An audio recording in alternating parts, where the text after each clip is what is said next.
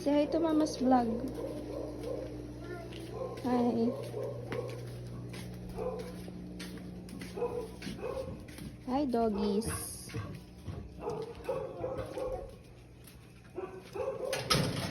Hindi nga morning person ng baby shark namin mga ziz. Pero dahil sinabi kong magbe-beach kami, ayan, nagising na nga siya. Holiday today, kaya tara, samahan nyo kami mag-breakfast at the beach and spend another day with me as a 26-year-old public school teacher slash small multi shop owner slash wife slash mom.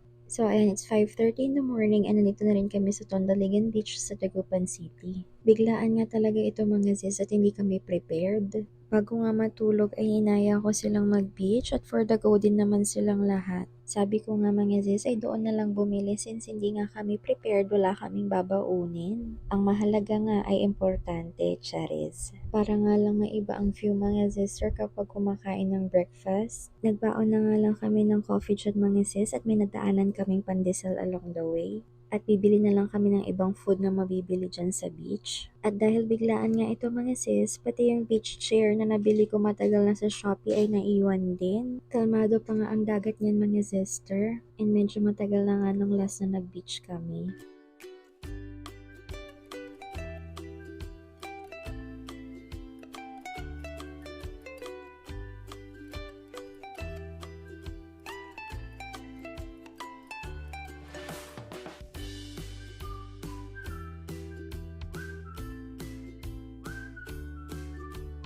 Ayan, may pa-emote-emote pa nga yung asawa ko dyan mga zez. At hindi ko nga alam kung anong naiisip niya sa buhay, charis. At sabi niya nga mga sister, andun ang sunrise kaya ilipat ko nga yung camera. Ang ganda nga naman talaga ng view dito mga zez. Actually, matagal na nga namin tong plano mag-breakfast at the beach. Since hindi nga kami nakakagising ng super aga mga zez ay hindi nga natutuloy. Mabuti nga talaga yung biglaan mga sis ay natutuloy talaga. Apakaganda nga ng view mga sister. At si Amira nga dyan ay pabebe ayaw pumunta sa amin. Bago nga kami umalis mga sis ay inayos ko na nga yung tripod ko. Kaso naiwan pala sa bahay. Buti na lang may nakita kaming kawayan. Yun na lang ginawa kong tripod dyan mga sis. So ayan, for the breakfast na nga tayo mga sister. Kahit nga kape at pandesal lang ang pagkain namin mga sis ay for the masarap na yarn. Since madalang talaga kaming makapag-breakfast at the beach. And binabantayan pa nga namin yung oras dyan mga sister. Kasi by 9 AM, kinakailangan na rin namin magbukas ng shop.